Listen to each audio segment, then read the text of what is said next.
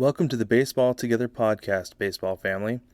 For those of you new to the show, we are here to raise money for the nonprofit organization Called Up, whose mission is to give disadvantaged young ball players the equipment they need to play the game we all love. We also want to unite communities by improving or rebuilding baseball facilities in areas suffering economic or environmental hardship. At this time, you can support by purchasing t-shirts and other baseball-related apparel and accessories from 9plusus.com. 10% of all these sales go to the cause. Again, that's 9plusus.com. The number 9, plusus.com. 9plusus.com. We hope you enjoy this episode of the Baseball Together podcast, brought to you by 9plusus. Welcome back, baseball family, to another episode of the Baseball Together podcast. As always, I am here, I am Brig, and I am joined by Brad. I'm here too. Yep, that's right. He's here. And just so you know, the Baseball Together podcast is powered by Bang Energy. Today we are going to talk about a whole bunch of things. We've got the whole kit and caboodle, the whole ball of wax. This one's for the whole... Just kidding. I just watched Rookie of the Year the other day. That was good John Candy. I like that. That's good. Thanks. Today's episode is all about the 2010s. We are going to talk about the decade. We're going to talk about our favorite moments, our favorite teams, who's most deserving, who's least deserving, etc. We're really excited you're here with us. That's right. We sure are. And I think before that, there's a little bit of news this week. There's a couple items. Do we want to get into those? Yeah, let's talk about them really quick. Okay, so really the biggest thing that I have is the White Sox. Yeah, holy crap, right? They seem like they're going for it, right? Yeah, they really do. So they signed Dallas Keuchel. They signed Encarnacion. They signed Edwin Encarnacion. I love that guy. He's got the best home run trot with the parrot, holding his arm out for the parrot. It's the best. Love it.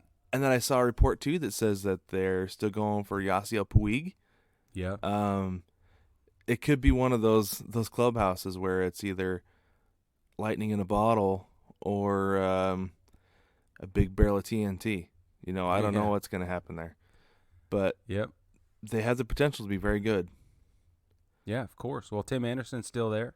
Mm-hmm. And he's fabulous. You know, I mean, there's no question there. Yeah, he's a great player. He's kind of been anchoring them for the last couple of seasons, I feel like. And certainly in 2019 he did. Yes, he did for sure. I think they see the potential for a not real strong division to be able to take it. I mean, they finished 72 and 89 last year, but they're in third place. The Indians were 93 and 69, and then the Twins, you know, they won a whole bunch of games hitting home runs. So if the White Sox are balanced, maybe. I don't know. Right. So, I mean, because they're not going to have to compete with the Royals or the Tigers. No, I don't think so. But, I mean, the Tigers are never bad, right? They're not often Well, they were bad, last year, though. They were 47 and 114 last year. Oh, that's true. Yeah. Isn't that weird, though? Like, I just don't think of the Tigers being terrible. Yeah, and that was the thing, too, is that I was like, last year, I was like, oh, the Tigers aren't that bad. And then I looked at their record. I was like, oh, they're the worst team in baseball. Wow. Well, no. But I think that was by design. That's not true at all. Well, They might be the worst team in the National League, but they're not the worst team in baseball. They had the worst record in baseball last year. You're kidding me. Even worse than the Marlins, who felt like they weren't even trying. What about the Orioles? Oh, yeah. They were worse than the Orioles. The Orioles were 54 and 108. Oh.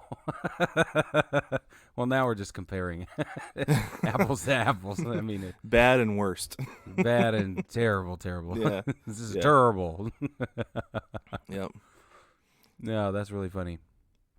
But you're right. Encarnacion at DH. Mm-hmm. So in his last season, he had a 2.8 WAR with the Yankees, and that was in only part of the season. So yeah, well, because he was really good with the Mariners. He played really well at the Mariners, and that's why they were able to trade him, because the Mariners traded for him in an effort to flip him. Like it was never he was never part of the long-term goal. So, which I was like, that's fine, but whatever. Yeah, but with Keuchel, anchoring that pitching staff, I think that could be really, really good. yeah, and Giolito there. Giolito's going to be, another big part of that. I don't know. This is going to be fun. It's going to be fun. I'm kind of excited.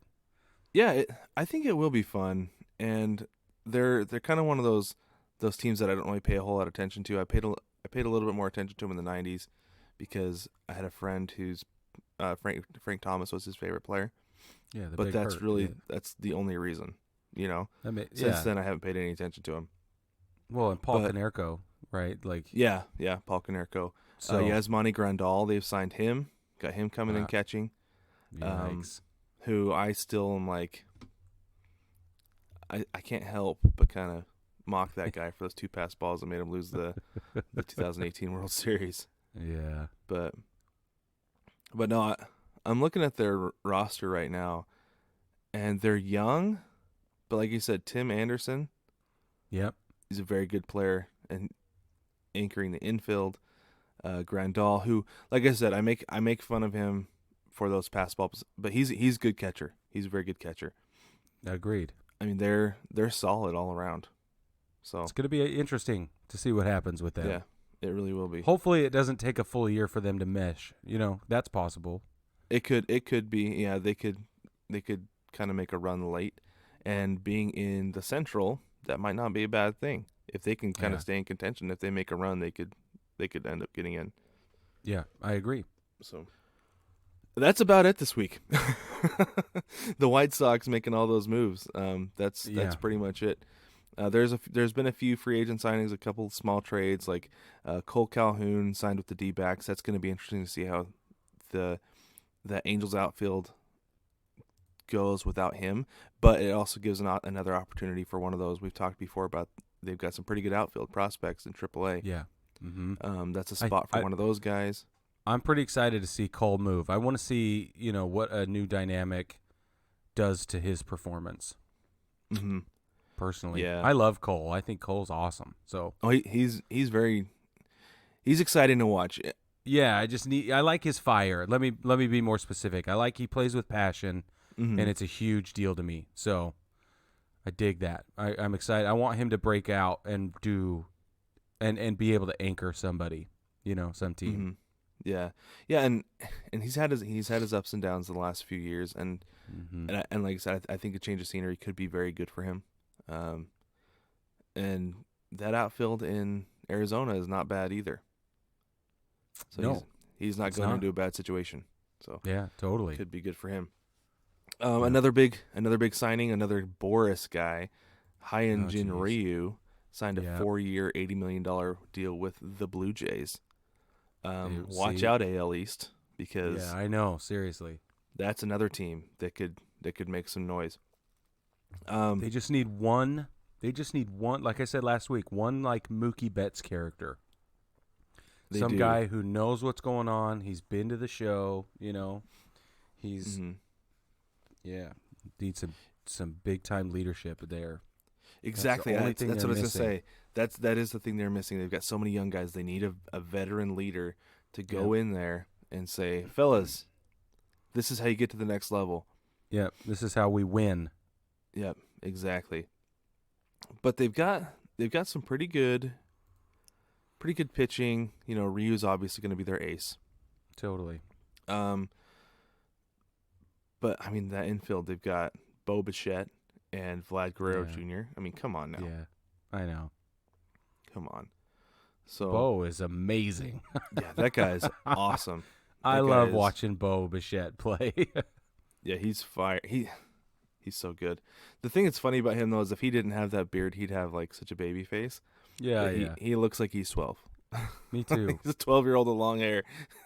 And I'm one to talk. There's a reason I have a beard, Yeah, me too. Mm-hmm. Same. But yeah. So that's a couple teams to watch out for this year. Keep your eye on the White Sox. Keep your eye on the Blue Jays, and I've been saying it for months. Keep your eye on the Padres. Okay. Hey, yeah, agreed. Because everybody's calling BS on Manny Machado for signing with the Padres because of their minor league system, because they've got prospects coming up. But that's a real thing. Yeah, don't worry. Okay, that's a real thing, is they do have prospects coming up. And it may have just been something that his agent said, like, hey, they've got a good pipeline filled out. So mention this when you sign. Say that's why, and it wasn't because of the money or the sunshine. But it might be. Keep your eye on the Padres. They could make some noise in the NL West. Especially with Tatis. Ooh, that dude is that fun guy. to watch. Talk about somebody fun to watch. He's one of my new favorite players. He's awesome. Totally. I like that guy a lot. Yep. I just hope he can stay healthy for a whole year. For sure. Yep. But we got a lot to get into for this all-decade stuff. Let's go ahead and take a short break. We'll come back and we'll get into it. Hey, babe, I'm headed to concessions. Do you want me to grab you something? Yeah, anything, whatever you're getting. Okay, I saw a burger. I'll probably grab that. No, that doesn't sound good. Okay, I think there's barbecue, probably some nachos. I don't think I want either of those either. But just get me anything. What do you want? I saw a hot dog earlier. Okay, I can do that. Well, no. Couples may quarrel, but baseball is for lovers. Shop the Lovers Collection at 9plusus.com.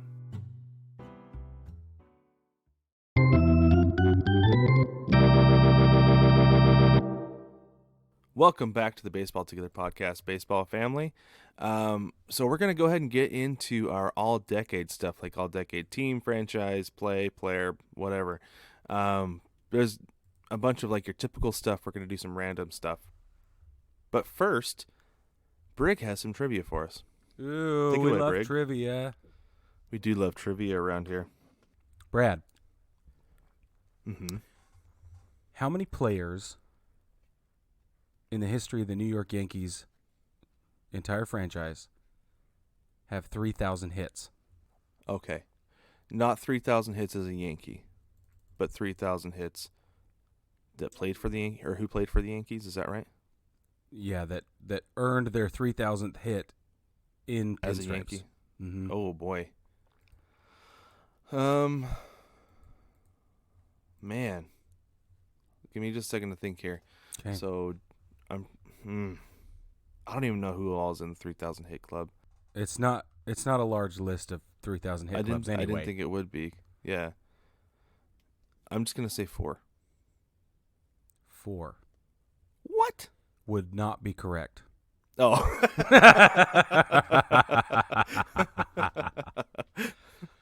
More or less. Is fewer. 2. Correct. Who were they? I don't remember. I think did Jeter get 3,000? I don't think he did he? He did. He did. So Jeter. And at the time, he was the only Yankee in the 3,000 hit club. The entire history of the franchise. When he earned it, he was the only one. This gets into our all-decade stuff. Yeah. Because he did it July 9th, 2011. Let's see. Alex Rodriguez isn't in the 3,000 hit club, is he? He is. So it's those two? It's those two. Wow. Look at that. Can you believe that? 2. It's kind of crazy that those are the only two guys in the I know. 3,000 hit club. I But know. if you think about it, it's because of longevity. You've got to play for a long time to get 3,000 hits. Yeah. And I totally. don't think that guys like DiMaggio and Mantle played for nearly that long, partially because I think military service cut some of their, I don't know. Anyway. Yeah, a lot of that. Totally. So, yeah, that's crazy. Is that to think crazy? about. Yeah, it really is. A-Rod hit his 3,000th hit June 29th, 2015. Mm-hmm. So, Fresh off a suspension. fresh off of Justin Verlander. Oh, there you go. Is what you meant to say.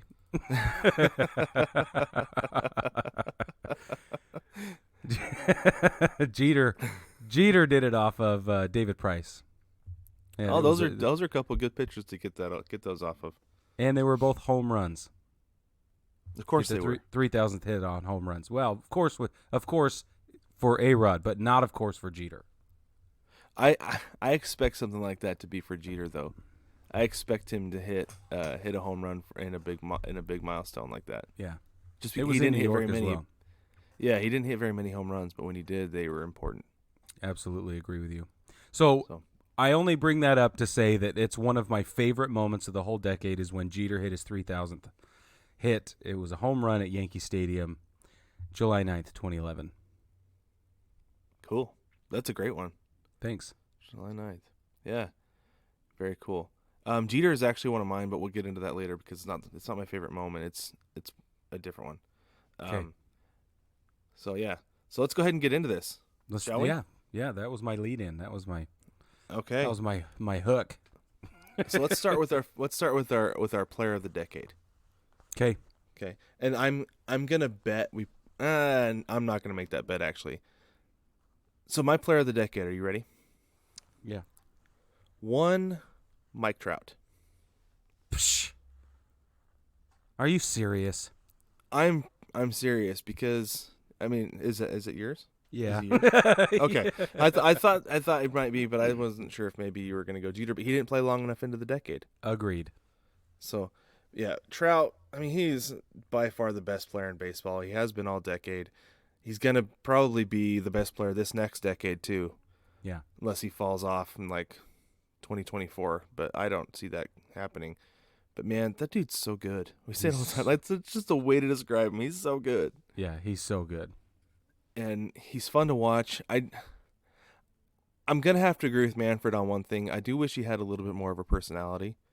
But here's the thing with like these MLB guys marketing themselves. Mm-hmm. They make so much money on the field. Yeah. They don't have to worry about the off the field stuff.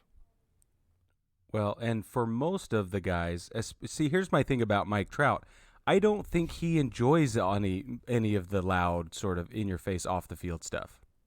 No, and he obviously doesn't because that's not his personality. But like the NBA guys, like they make a lot of money, but they're not making as much as baseball players.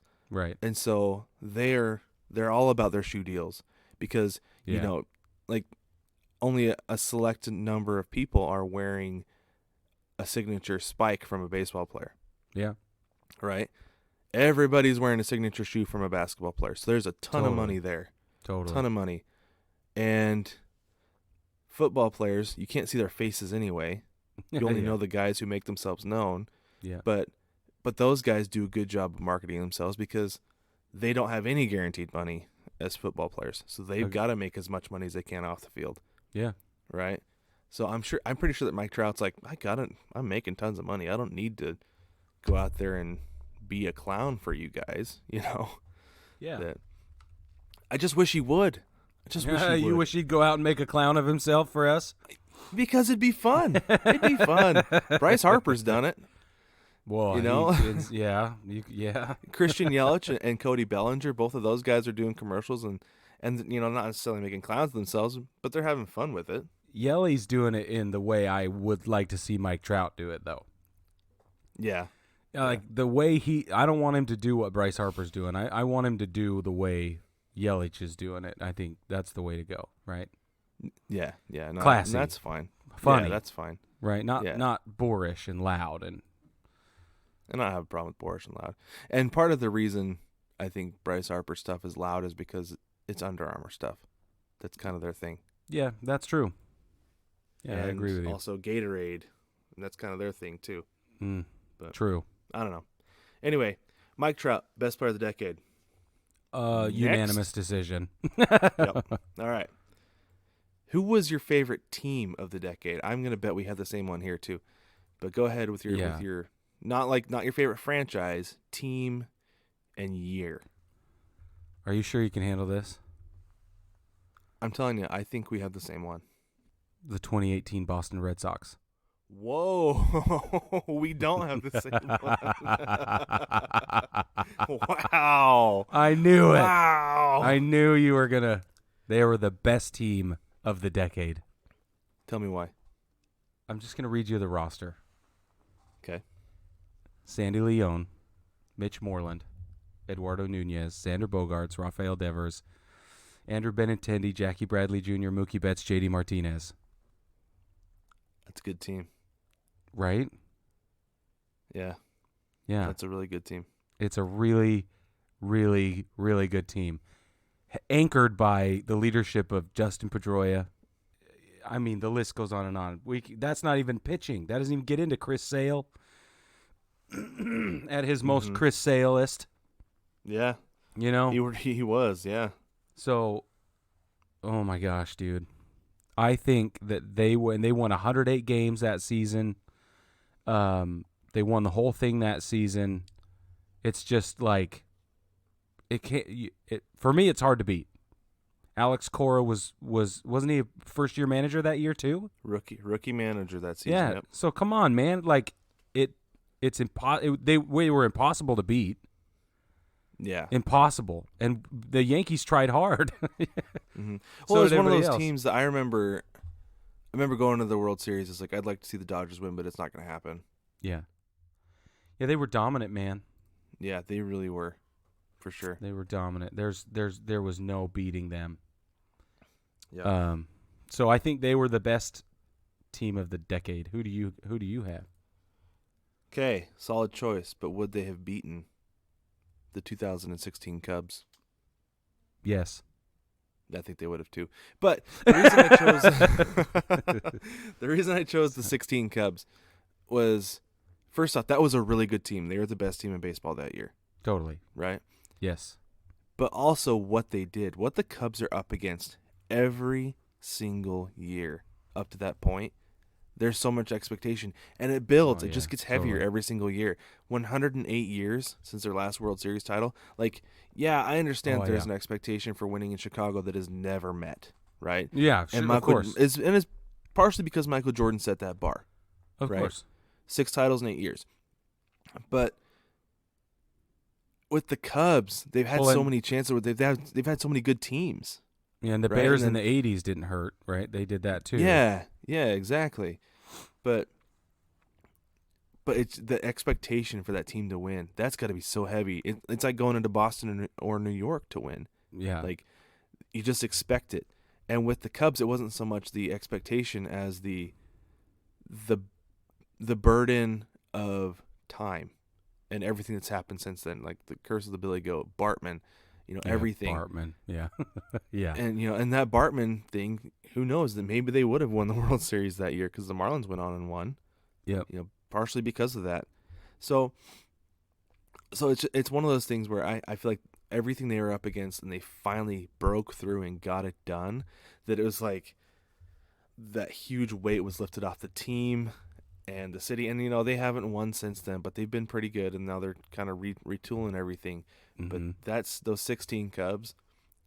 And like I said, I was sick of them by the end of the season. Yeah, you were. But I will always remember I was covering a basketball game in Salt Lake that night, and I'll always remember driving home that night and hearing Game 7 of the World Series is in a rain delay, and we like stepped on it so we could get home and watch the last little Yeah. bit, and I got home just in time to watch the bottom of the 10th inning.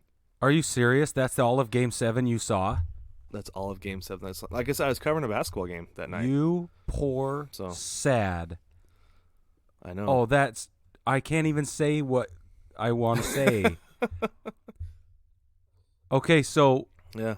So this means I'm going to move into my favorite moment of the decade, okay, go for it. because that is my favorite moment of the decade. It's Game last out. 7, 2016 World Series. Listen, it was already a bonkers game, right? Yeah, it was crazy. Yep.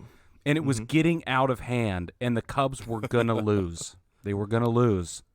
And they're gonna blow it. Yeah. Yep. And then the rain delay comes in. I think it was 17 minutes or 27 minutes or something like that. Yeah, it wasn't very long. It wasn't very long, but it was this this rain delay. Okay, so this is what I love this. Here's the deal. Obviously, them coming up against all of this ugliness of 108 years and the curse and everything, like you've said. Then they make it, and they make it to the World Series, but then we push it to Game 7. Well, they were down 3-1. It's not just that. It's that they had to push it to Game 7. Exactly. I was just going to say that. So here we are. They're coming back from a 3-1 deficit. They make it all the way to Game 7. And oh my gosh. Okay, so I was like glued to the TV. And we're sitting there, we're watching it, and it's slipping away from us because we were on the wagon for the Cubs. My wife is a Cubs fan. So Right, yeah. So I'm on the wagon, she's a Cubs fan, and we're like, we can feel it slipping away from us, and we're just screaming at the TV. And then the rain delay comes, but in the 5th inning, they sub in John Lester and bring David Ross. Mm-hmm. Okay, now David Ross is my man. This dude, he's an amazing catcher, but he's 39 years old in 2016. Okay, It's his final season. He says he's never doing this again. So on top of the 2016 is his last season. So we know Game 7 of the World Series is going to be the last game he plays. So all of the stuff for the franchise, but now it comes down to the personal, and we've got David Ross, 39, final game of his entire career, subbed in the 5th inning, and he plays terribly. Terrible. Yeah. His very first opportunity to make a play, and he overthrows the throw to first. And you're like, what's happening? Right? Like I was like, no, he's our veteran guy. He's the man. He brought Lester. Lester's his guy. You know, this is the battery, man. We got to get this together. So he overthrew, and then on the next at bat, or maybe the second at bat, he takes a bad hop in the dirt, hits him in the freaking face, and he's a little bit dizzy, and we're like, oh no. Right? And runners are advancing and runners are scoring, and it's starting to really slip away, and we're thinking, oh my gosh, right? We're going to die. So then he gets up to the plate and he launches a bomb, becoming the oldest player in Major League Baseball history to hit a home run in Game 7 of the World Series.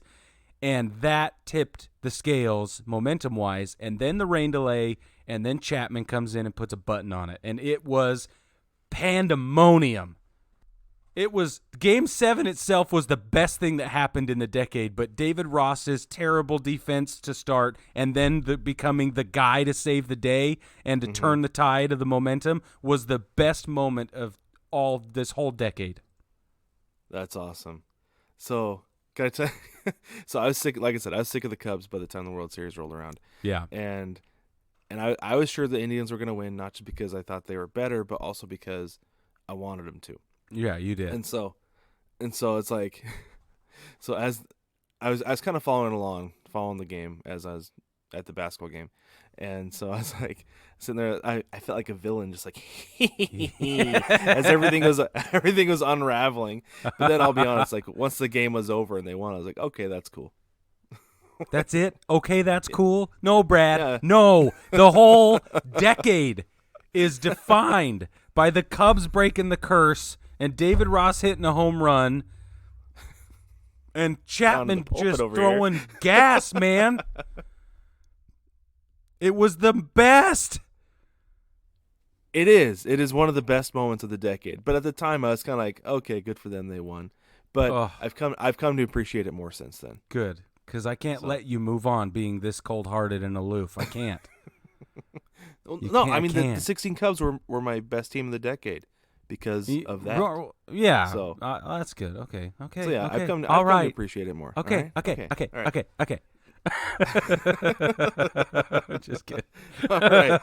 Okay. So my best moment. Gonna get a little bit serious.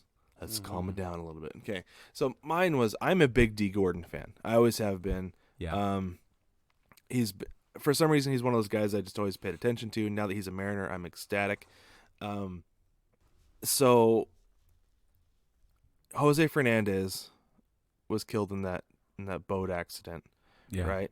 Yeah. And then like a day or two later, all the Miami Marlins wore Jose Fernandez's jersey in the game. Well, D. Gordon was really close with Fernandez. Yeah, besties, yeah. Yeah, so D. Gordon's not a guy who's known for home runs.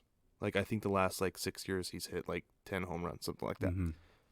Well, he led off the game, third pitch of the game, wearing Jose Fernandez's jersey, hit a home run. Okay. Well, I guess he didn't lead off the game. It was the bottom of the first.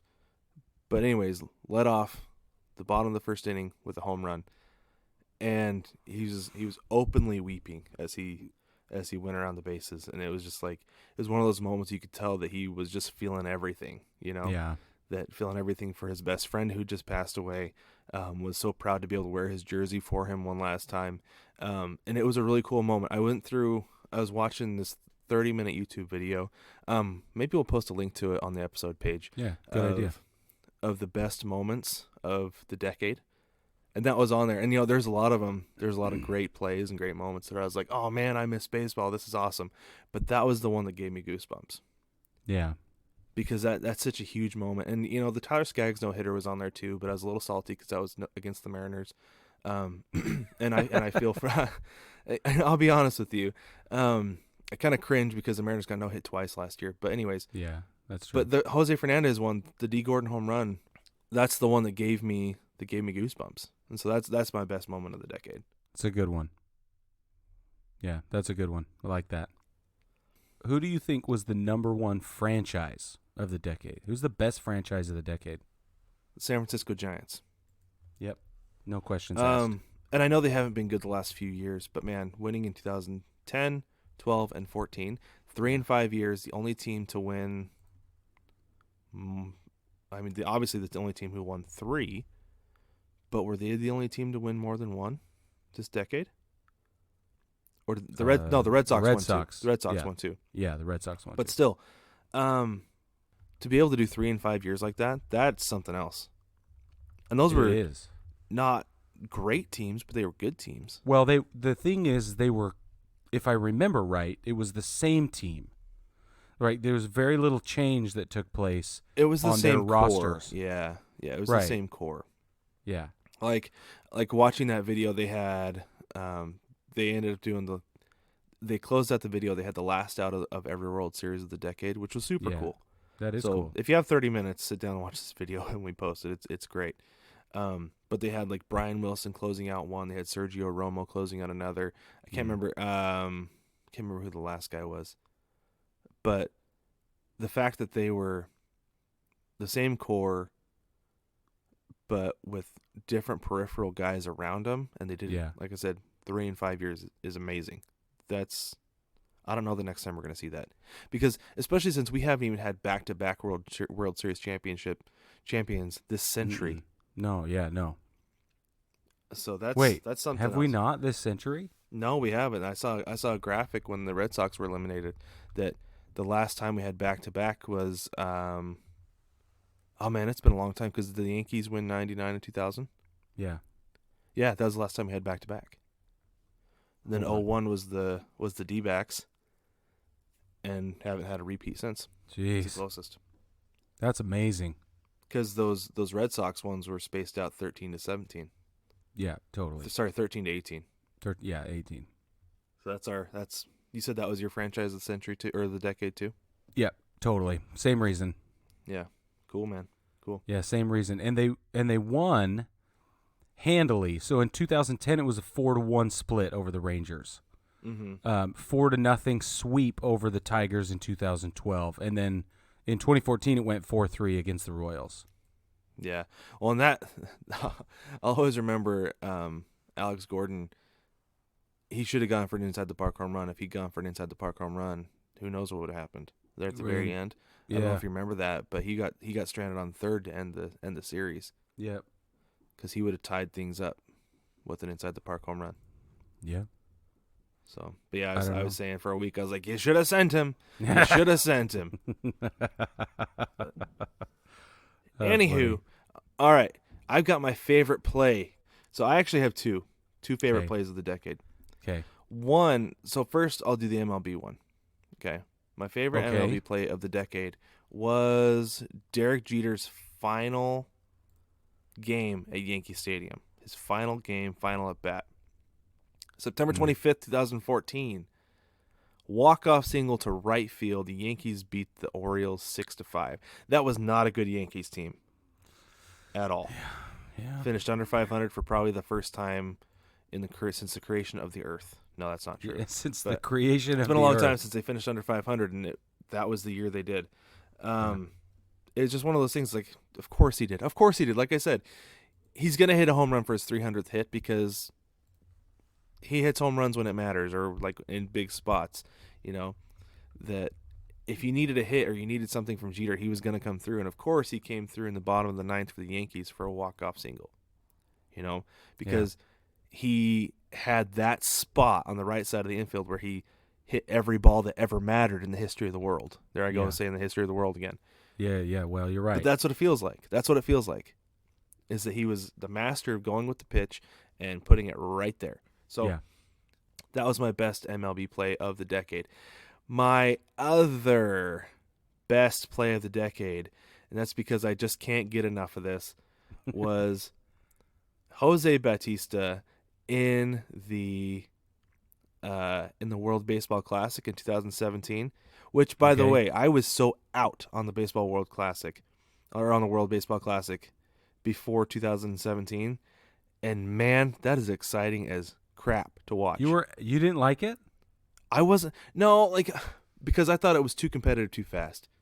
You know, like, it's during spring training, Yeah. and I was like, man, if guys are going to get hurt, this is when it's going to happen. Arms are going to get fatigued by August, you know.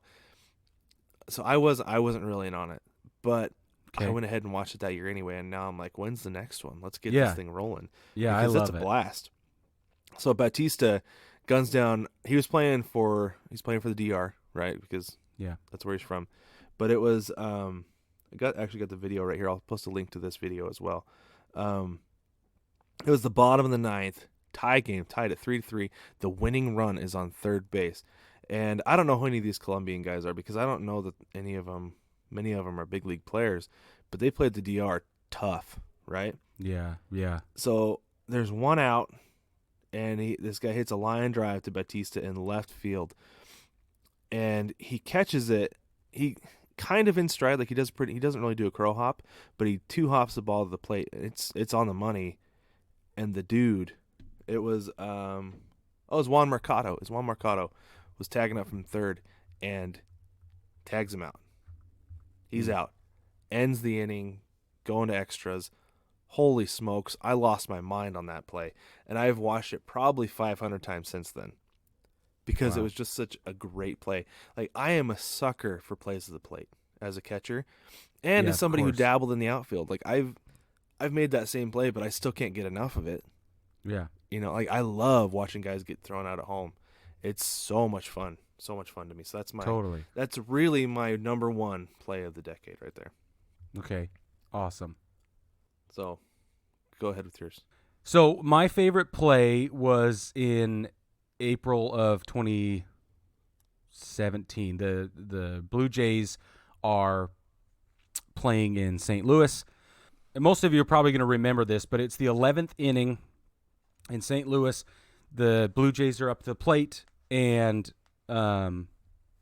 Chris Coughlin is, I think, on first base. I think he was on first base. And Kevin Pillar hit a triple, which bounced off the right field wall over Stephen Piscotty's head, bounced back toward the infield. Piscotty picks it up, guns it to home plate, which was a little bit off target because he threw it up the third baseline a little bit. It bounced, a couple of times. And Yadi Molina makes the catch, makes the grab, and leans down to make the tag. And Coughlin leaps over Yadi Molina and somersaults onto home plate, and there you go. That's pretty It's awesome. Top of the 11th. Yep. Straight out of Major Yep, League yep. 2. That's right. Yeah. Willie Mays Hayes. What is this, the movies? Right. Yeah, that's awesome. I love when guys go over the catcher. That's sweet. Mhm. That's Yeah, a cool one. Pretty cool. I like So it. that's one of my favorite plays of the decade. That's awesome. So I kind of have it's kind of a runner-up for my favorite play of the decade, but I put it Okay. in its own category. In its own category. I have the best bat flip of the decade Oh, I have one Okay. too. Yeah. because you know how much I love bat flips. Yeah, I know. So I'm a recent convert. It's true, you are. So 2015 ALDS Game 5. Most of you know where I'm going with this. Game's tied 3-3, and Jose Bautista tattoos a ball to the left center Oh, field, man. and he doesn't flip his bat. He just straight up hucks it. Yeah. And first he made it look like a toothpick the way he threw it, just the way he Yeah. tossed it. It looks so effortless. It's 3-run home run, and the Blue Jays take a 6-3 lead and go on to win the game, win the series. So that was the magnitude of that home run and bat flip to me. That's just that is an all-decade moment for sure right there. That was awesome. And that's another bat flip that I've watched so many times, which is so weird that both of them are Batista moments because I'm not a huge fan of that guy. But you'd think I would be. but yeah, no, that was awesome. And I feel like that was the thing that got all these huge bat flips going. Before, Brett Boone flipped his bat every home run he hit in 2001. Yeah. But it was just kind of like a whole nothing, just like he just happened to drop it and put a little bit of wrist action on it, Yep. But Batista tossing his bat like that started this whole thing with monster bat flips, and I couldn't be happier about it. So it's funny that's mine, actually. You stole Is it? Yeah, and I'm referring to him as the original Rough Shaker. Yeah, because for that's sure. it really did start it all. He's the guy. He's the reason we have this bat flip craze going on. Yeah, it was the bat flip heard around the world. Yeah, yeah. So I dig it. It was awesome. It's big time. It's awesome. Super cool. Great bat flip, and it's so fun to watch too. Such a fun one to watch. Well, he's got so much attitude. He right? really and does. Yeah. In that clip, you can see him where he's just like, "Try me. Yeah. I could run for president right now and win." He could. He could be Prime Minister of Canada that day. Yeah, exactly. Yeah. I dig it, man. He's like, put me in the octagon. Yeah. Yeah. Oh yeah. He could take on the world right then and there for sure. It was so funny to me. I just loved it. Yeah. What I remember, one of the things that was so funny to me about it was all the uproar about it. Like, what is he doing, flipping his bat like that? It's like the dude just hit the biggest home run of his life. Yeah. And you're going to expect him to set the bat daintily on the ground and then jog around the bases? No. Come on now. Let him throw his bat into the upper deck for all I care. Yeah, right. And he's the franchise guy too, right? Like the whole thing. Yeah.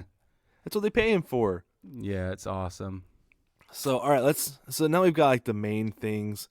Oh, we have best game. Let's do best game next. I was going to say we can get into peripheries, or do you want to do peripherals and then get into best game? Yeah, let's do the peripheral stuff first. Okay, so my first peripheral is worst contract. Okay. Are you ready for the worst contract of the decade? Yeah. You are the proud owner of this contract as a Yankee fan. I know what you're going to say. Giancarlo Stanton. Yes, that's mine too. Yeah, it should be. It should be. It's the worst contract of the decade.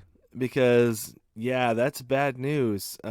Miami really overspent for him and I understand why they did. At the time, he was on the trajectory that he was, and totally. It was a big deal. He was the guy at the time. And Brig, just so that you're aware, you still have 9 years on that contract. Yeah, I know. Yeah, 9 years left. 13-year, $325 million. Oh, that's right. But the contract has an opt-out at the end of the 2020 season. For him, he's not going to opt out. No, but he could. There's no way he'll opt out. Not with the way he's been playing. Yeah, for sure. Yeah. But there is a team option. There's a team option at the very end. Yeah, but it's at the very end. 2028 when he's 38 years old. Oh. So, yeah, that is by far gray the worst. By then. Well, my thing too is like, the dude can hit home runs, but it's because he's a monster. He's so big. Yeah. His swing is horrible. That's why he's so inconsistent. I hate his swing. It's a terrible swing. It's weird. It is weird. And he looks so twitchy. He gets up there and he's like, fidget, fidget, fidget, fidget, fidget, fidget, slap. And I'm like, man, he could probably hit a home run with his pinky, but it's just, that's why he gets away with this weird swing. I don't know, man. I don't get it. Yeah, and that's why he, like you said, he's so strong, he's so big that he can hit home runs with a broken swing, but he can't be a consistent hitter with a broken swing. No. That's the problem. And he's not a great outfielder. Right? No, so we brought him in for his bat that is now failing us because of his injuries, and he's not a leadership guy, he's not a defensive guy. And so what are we going to do? Stick him in the DH spot? So we stick him on the DH spot, but he's got this weird swing, and he's inconsistent anyway when he's not hurt. So, dude, I can't. I got to be done. I can't talk about this. Okay. Worst contract of the decade, Giancarlo Stanton. And, and to the Yankees' credit, they didn't give it to him. They did trade for it, but they didn't give him the contract. Right. So, yeah. Anywho. All right. Okay. Speaking of transactions, let's go best trade. Do you have a best trade of the decade? Because I sure do. Yeah, the one that brought Gleyber Torres and that deal. The Chapman Torres. Oh, geez. Yeah, they basically got they got that for free. They lent Chapman to the Cubs for a year, and in the deal they got Gleyber Torres and I think Aaron Hicks, because it was a 3-way deal with the Twins, Cubs, and Yankees, if I remember right. Yeah, they got Aaron Hicks in that deal too, I'm pretty sure. Yeah. Yeah, like I said, they basically got those guys for free because they got Chapman right back. In a season where they weren't going anywhere. Yeah, it was a 1-year lend. Not even a 1 year. It was like at the trade deadline, wasn't it? Because I know it was mid-season sometime. Yeah, it was mid-season. Exactly. Yeah. So yeah, they're just like, here, you can have him for a few months, and we'll take him right back. Yeah, it was July 2016. Yeah, everybody knew he was going back to New York after that too. Yeah. So. Oh, totally. So the way it works out, he was the number 5 prospect. Gleyber Torres was the number 5 prospect in all of baseball, and they just needed the closer. So they sent Adam Warren and Torres and 2 other prospects to New York just to borrow Chapman for the end of the season. And it worked out. I feel like it worked out for everybody, pretty much. I agree. Unless you're thinking super long term, and then it worked out for the Yankees better. But I think, to me, that was the deal of the century. Maybe the century, if not the decade. Could be. So here's my trade of the decade, and it's mostly a credit to the Astros and their ability to make a deal, because for some reason, I don't know why. I'll say it again. I don't know why teams make deals with the Astros, because they fleeced the Tigers in this deal. Yeah. Yep. So the Tigers sent cash and a player to be named later to the Astros with Justin Verlander. In the trade, the Astros sent 3 minor leaguers. Yes, they're, according to MLB.com, all 3 of those guys are in the Tigers' top 10 prospects. But it's not Justin Verlander. He's the reason I feel like he's the reason they won the World Series that year. Not necessarily because of his performance, because we know how he is in the World Series, but he helped them get there for sure. He definitely helped them get there. And if nothing else, he was a veteran voice of somebody who's been there before. Totally. So, yeah, when they made that deal, I was like, oh, it's done. It's over. The Astros are going to win the World Series. Yeah, so the Astros fleeced the Tigers in that deal, and I feel like that was the trade of the decade for me. Yeah, that's a great one. It really swung the pendulum of power for sure to the Astros for the next 3 years. Yeah, it totally did. So that who and knows how much longer. And the cheating, yes.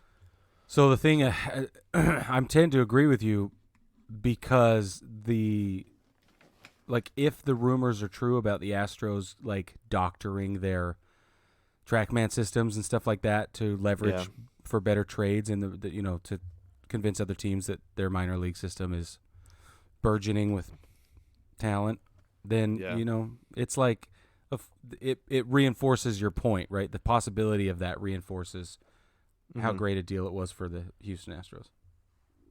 Yeah, that they basically gave up nothing for one of the best pitchers in baseball. Yeah, in the history of baseball, maybe. We'll see. Could be, yeah. All right, so let's go ahead with our best game of the decade. You go first. What's your favorite game of the decade?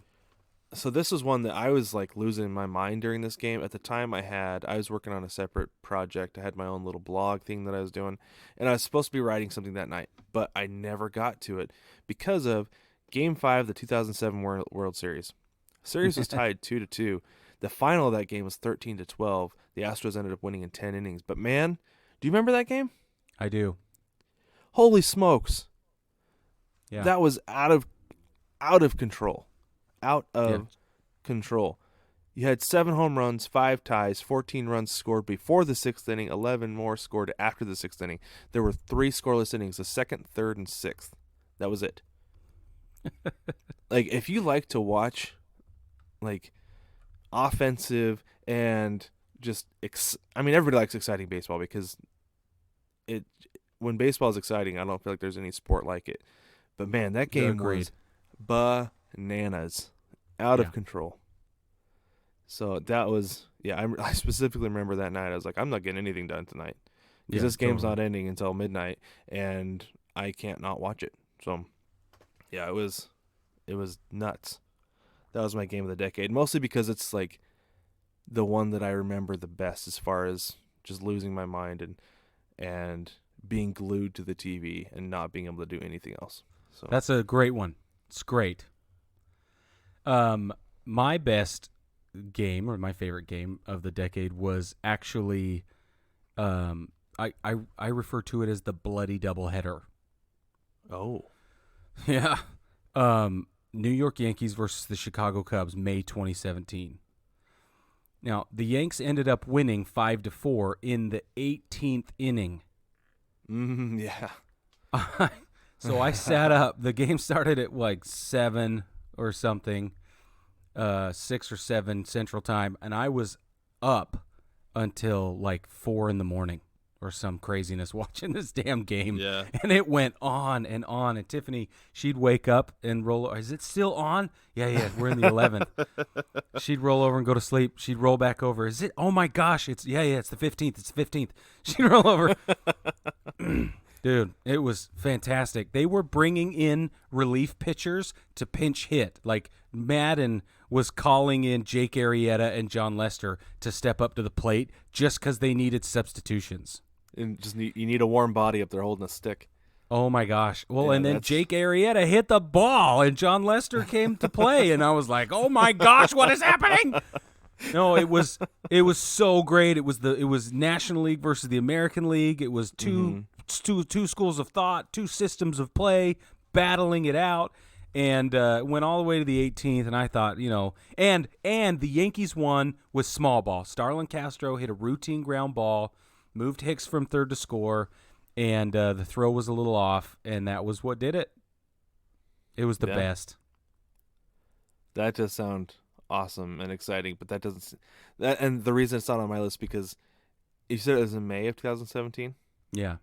Yeah, in May I'm not staying up for 18 innings. Because I specifically remember this was 2008 because it was the year we got married.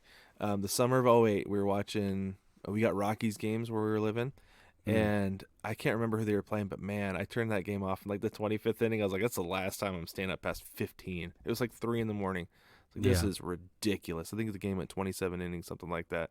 Like, oh my gosh. Yuck. Yeah. 27 is crazy. It was a long game. Yeah. That's a lot of free baseball. So, okay, I got a question for you. Is there a standout game or moment or anything to you that was the worst of the decade? Honestly, like, this was like both like good and bad. I feel like it was just kind of like a dark day for baseball. Okay. Was the whole biogenesis thing. Yeah. Because we thought it was all over when Balco was shut down, right? Yep. But then when biogenesis came around, it was like, golly, man, there's always going to be somebody.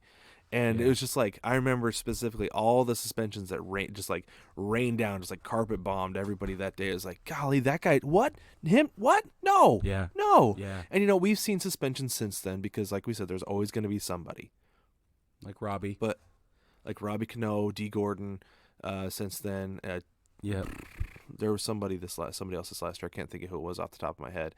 But we've seen, it was Tim Beckham. Tim Beckham for the Mariners got busted this year.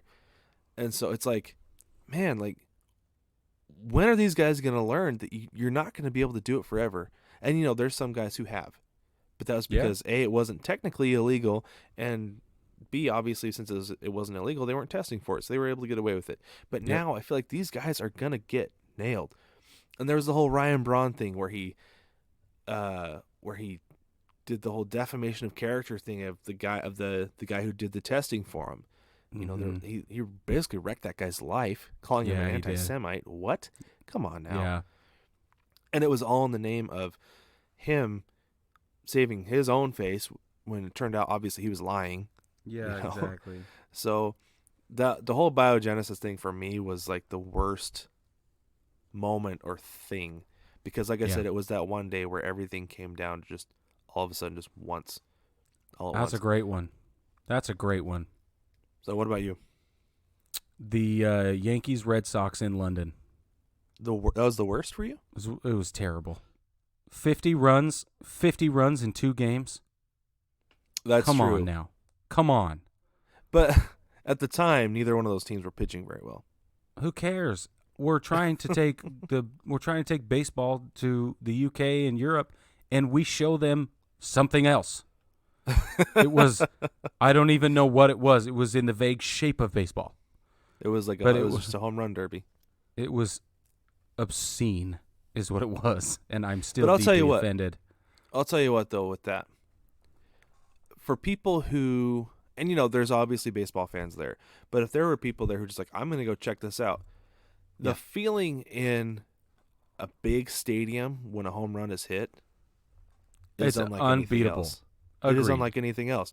And that was a big stadium packed with people. That place was rocking. And with that Rocking. many home runs to be hit, that had to have been incredible. Because I've been at minor league parks where I don't have like a huge investment in the team. And it's fine. There's Yeah. a few people really cheering here and there. But when it's a big stadium that's packed, you might as well have just scored the winning touchdown in the Super Bowl. Yeah. Because it is outstanding. So Yeah. I'm sure, like for us, yeah, it was like, golly, this is bad baseball. But for Yeah. them, it's like, golly, baseball's exciting. Yeah, but then You know? to have them but then to give them the true experience and them realize that is so far off the mark would be such Yeah. a letdown that we were going to lose them anyway. It's true, yeah. Because I'm sure for them, every time a home run is like, this is like a goal was just scored. you know? Yeah, But- yeah, and but that's yeah. how it is normally, Yeah, yeah. because that's their frame of reference. They have cricket and they play soccer. Yeah. So I don't know. That was terrible. It is at least one of the worst moments in the whole decade. Man, that's a bummer because I thought it was great. Yeah, we can agree to disagree. We sure can. We can. All right, let's wrap this thing up. Let's do our bold prediction for the next decade. Something that Oh, you man. think will happen between the years of 2020 and 2029. My bold prediction is that. What can it be? A wish list item or no? It has to be a prediction. So I Yeah, have it to- can be a wish list item. Mine kind of is. Well, okay, so I just want to see 2 more teams. I just want to see an expansion. Oh, expansion. There you go. Yeah, So that's your what I bold want. prediction is there will And be I- 2 teams Yeah, expanded. 2 teams this decade. And, you know, I feel like that's not far off. I feel like it's realistic because they're talking about it, and they set a record in revenue this year. Yeah, they did. So I don't think it's that far off. So yeah, that I think in yeah, I think in this decade I'd like to see 2 extra teams, and I think that's what will happen. Okay, you ready for mine? Yep. I think yours is more realistic than mine is, to be honest. My bold prediction for this next decade is that the Mariners will win a World Series. Not just make it, they're going to Oh. win one. Because the Nats won the first one they got to. It took down to the very end because they were dead to rights a number of times throughout the playoffs and the World Series. But the Mariners are going to make a run and win a World Series sometime this next decade. Sometime this decade. I have 10 chances for that to happen. Yeah, you do. You But do we'll have 10 see. chances. Okay, But they haven't that's made the pretty. playoffs in 20 years, so That's pretty bold. I think so too. But I Like dig said, it. More of a wish list item than a bold prediction. I dig it. But yeah, we'll see. Over here's hoping. Yes. So, all right. Baseball family, let us know about your best moments of the decade, bold prediction, whatever. Like you can go through and fill out everything we did. You can bring in new things that we didn't think about or didn't do. If you want to give us your all-decade team, that's just fine. Like your positions, we thought about doing that, but it's really hard. It's really hard. We didn't want to do it. It's really hard, and since I can't let Robbie Cano be my second baseman, it's like, well, who else then? Yeah, exactly right. Let me just say before we go that David Robertson is a national treasure. Okay, I feel better.